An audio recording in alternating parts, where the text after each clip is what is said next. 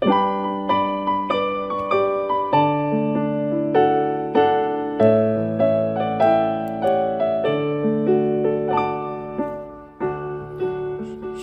salam sejahtera bagi Bapak Ibu, Saudara-saudara, anak-anak yang dikasihi oleh Tuhan Yesus Kristus. Berjumpa kembali bersama saya Pendeta Eka di dalam renungan firman Tuhan pada hari ini, hari Selasa 6 September 2022. Sukacita dan damai sejahtera dari Tuhan Yesus kiranya menyertai hidup kita sekalian. Puji nama Tuhan. Sampai pada pembacaan firman Tuhan hari ini, yakni kitab Yesaya pasal yang ke-9. Kiranya firman Tuhan memberkati kita sekalian. Baik, sebelum kita akan merenungkan bagian firman Tuhan hari ini, saya mengajak Bapak Ibu Saudara anak-anak untuk berdoa. Tuhan Bapa di surga, dalam nama Tuhan Yesus, terima kasih buat kasih setia Tuhan yang nyata dalam hidup kami. Biarlah kasih setia Tuhan yang kami alami menjadikan kami semakin mengenal pribadi Tuhan yang layak kami puji, kami sembah dalam hidup kami. Kami mau terus belajar firman-Mu, untuk mengisi hati dan pikiran kami, dan terus belajar taat akan firman-Mu. Mampukan kami untuk dapat memahami apa yang Kau maksudkan. Kau juga menolong kami untuk kami dapat kerjakan, genapi dalam hidup kami. Terima kasih Bapa, terpujilah nama-Mu. Demi nama Tuhan Yesus kami berdoa. Haleluya. Amin. Saya akan membacakan di dalam pasal 9 ayat yang ke-7 sampai ayat yang ke-20. Demikian firman Tuhan. Murka Tuhan terhadap Efraim. Ayat 7. Tuhan telah melontarkan firman kepada Yakub, dan firman-Nya itu menimpa Israel. Biarlah seluruh bangsa itu mengetahuinya, yakni Efraim dan penduduk Samaria yang berkata dengan congkaknya dan tinggi hatinya, tembok batu bata jatuh akan kita dirikan dari batu pahat. Pohon-pohon ara ditebang akan kita ganti dengan pohon-pohon aras.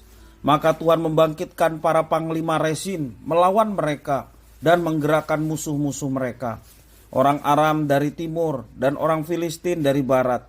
Mereka menelan Israel dengan mulut yang lebar.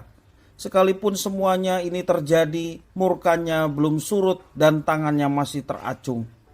Tetapi bangsa itu tidak kembali kepada Dia yang menghajarnya, dan mereka tidak mencari Tuhan semesta alam. Maka Tuhan mengerat dari Israel kepala dan ekor, batang dan ranting pada satu hari juga. Tua-tua dan orang yang terpandang itulah kepala, dan nabi yang mengajarkan dusta itulah ekor. Sebab orang-orang yang mengendalikan bangsa ini adalah penyesat, dan orang-orang yang dikendalikan mereka menjadi kacau.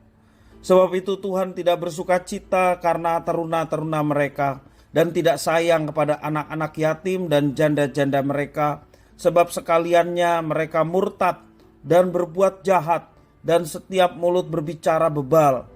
Sekalipun semuanya ini terjadi, murkanya belum surut dan tangannya masih teracung.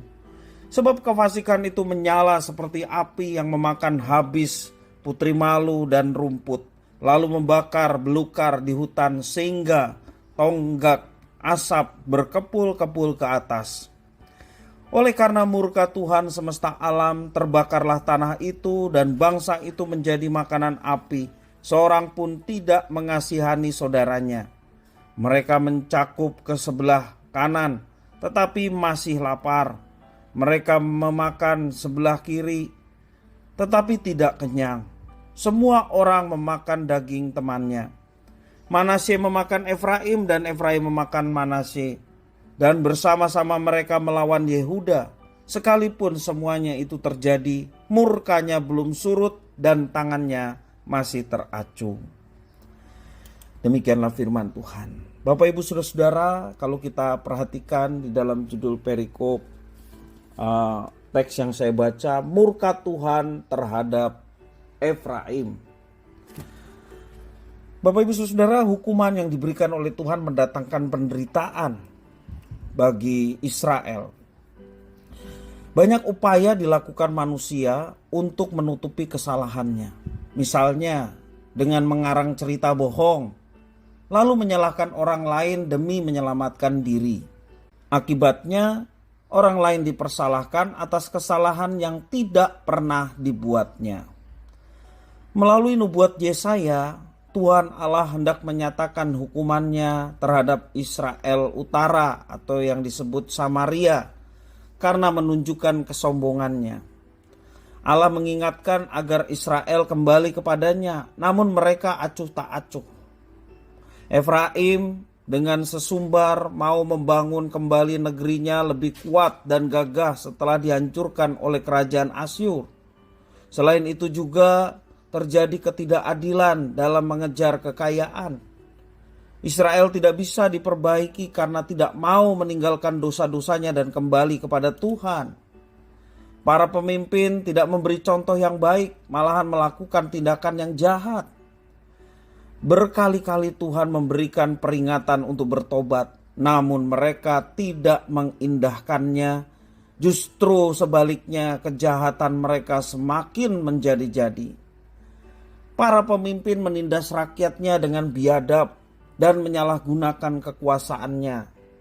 Kita perhatikan di dalam ayat 17-20, Efraim dan Manasye terlibat perang saudara karena keegoisan dan kefasikan mereka masing-masing.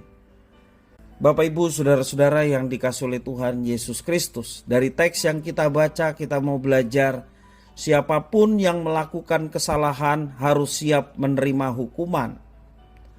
Sekali lagi, sayangnya banyak orang menghindar dari hukuman dan upayanya apa?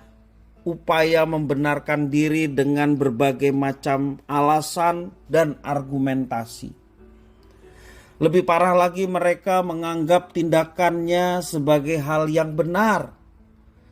Tuhan akan menghukum setiap kejahatan dan ketidakadilan. Contohnya, peperangan antara Efraim dan Manasye yang membawa penderitaan tidak luput dari hukuman Tuhan.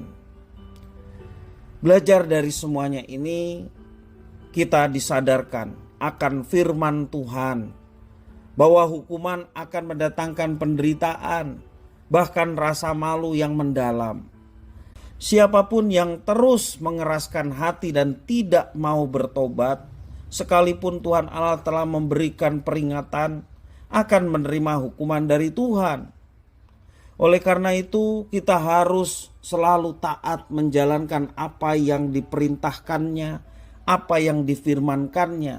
Dan dengan demikian Tuhan Allah pasti akan memberkati hidup kita. Di mana ada ketaatan, di situ ada berkat. Di mana ada kesungguhan melaksanakan perintahnya, maka di situ ada penyertaan dan berkat yang dicurahkan bagi setiap anak-anaknya yang hidup dalam ketaatan akan perintahnya. Kiranya firman Tuhan memberkati kita sekalian. Mari kita berdoa. Tuhan Bapa di surga, dalam nama Tuhan Yesus kami bersyukur atas firman Tuhan. Ajarkan kami menjadi pribadi-pribadi yang mau taat. Sesungguhnya kami siapa di hadapan Tuhan? Kami bukanlah siapa-siapa.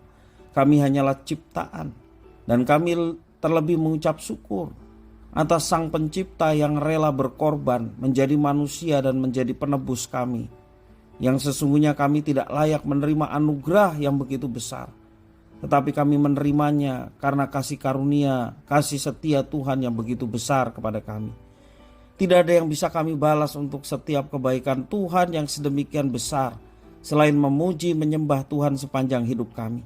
Selain hidup di dalam ketaatan seperti yang Tuhan telah kehendaki. Mampukan kami untuk melaksanakan semuanya ini Tuhan, supaya hidup kami sungguh menjadi kemuliaan bagi Tuhan, mendatangkan berkat bagi sesama, dan nama Tuhan dipuji dimuliakan. Terima kasih Bapa, inilah doa, ucapan syukur kami atas firman Tuhan. Demi nama Tuhan Yesus kami berdoa. Haleluya. Amin.